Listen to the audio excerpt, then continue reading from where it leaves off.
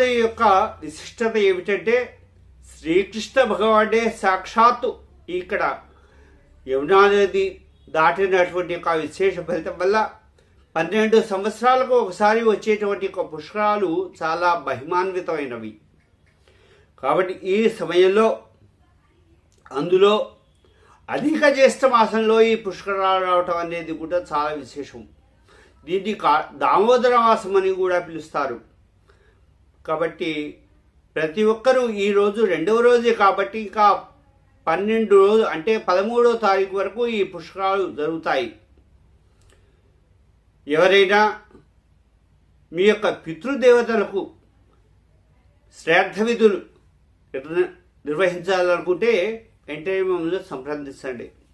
మేము ఆన్లైన్ ద్వారా ఇక్కడ యథావిధిగా వచ్చిన వాళ్లకు యథావిధిగా అన్నశ్రాద్ధం కూడా పెట్టడం జరుగుతుంది. అన్నశ్రాద్ధం 4 భోక్తలు లేక 5 భోక్తలతో ఒక మంత్రము, దశదానాలు, షోడశ మహాదానాలు అన్నీ యథావిధిగా మీ పితృదేవత కార్యక్రమం చేయించడానికి మేము జానకీ కృపాధామ్ అటల్ జుగి రోడ్ పరిక్రమ మార్గంలో మేము పెద్ద సత్రాలు తీసుకొని ఉన్నాము. ఆ యొక్క వివరాలన్నీ కూడా మీకు వీడియో ద్వారా కనపడుతున్నాయి. కాబట్టి ఇంకా ఎవరైనా మీ పితృదేవత కార్యక్రమాలు చేయదలుచుకుంటే అయ్యో మాకు టికెట్ రిజర్వేషన్ దొరకలేదే, మేము ఎలా చేయాలి ఏమిటి అనేటువంటి యొక్క బాధపడాల్సిన అవసరం లేదు. వెంటనే మమ్మల్ని సంప్రదించండి.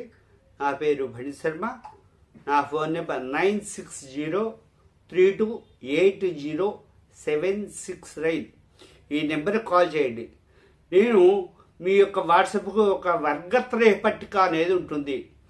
పుష్కర సమయంలో మనం మామూలుగా ఇంట్లో శ్రాద్ధ విధిగా నిర్ణయించినట్టయితే కేవలం తండ్రి, తాత, ముత్తాత, అలానే అమ్మ అత్తగారు వారి వరకే మనము నిర్వహిస్తూ ఉంటాం అన్నమాట.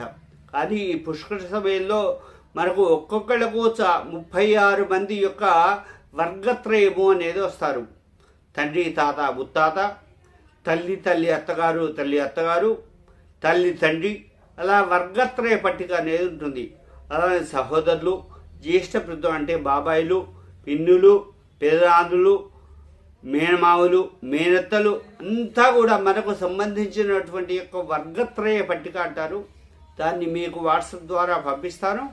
అవన్నీ కూడా నాకు వివరాలు ఇచ్చినట్టయితే మీరు కోరుకున్న రోజు ఆల్రెడీ 1వ తారీఖు అయిపోయింది, 2వ తారీఖు కూడా అయిపోతుంది. కాబట్టి 3వ తారీఖు నుంచి 13వ తారీఖు వరకు అంటే సుమారుగా 10 రోజుల పాటు